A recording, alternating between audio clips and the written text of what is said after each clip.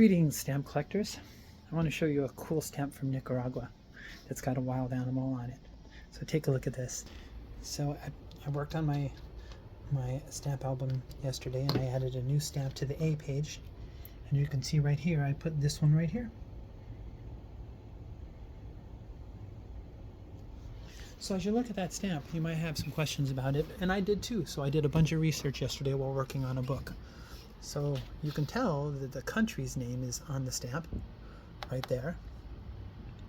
What is that? That is the local Central American name for this species, which you'll hear spoken in Nicaragua, Honduras, and El Salvador. And what is that? That's the Latin name for this species. It just so happens that this is the nine-banded armadillo, and you can see that. Well, you can see the date. You can see that the word post in Spanish is put on here so that people know that this stamp can be used for postage. And up there is how much the stamp cost. But what does all of this stand for? It's not the dollar and it's not the peso. This is actually the Cordoba oro.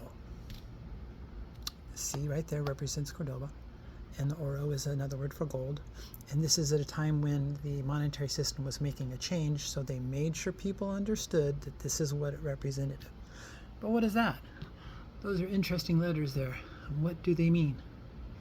Well, I did a bunch of research yesterday and for a book that I'm working on, and FAO stands for Food and Agriculture Organization. And this stamp is part of Nicaragua's 45th anniversary of FAO, and it was issued on the 10th of October. So I think this is a pretty awesome stamp. Can't see its tail, but that is armored too. So if you get interested in learning about stamps, do like I do. Go to Wikipedia, check out the animal.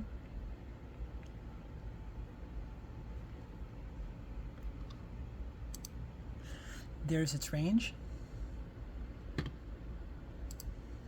And there's Nicaragua. And there's the flag, blue and white, with the coat of arms in the middle.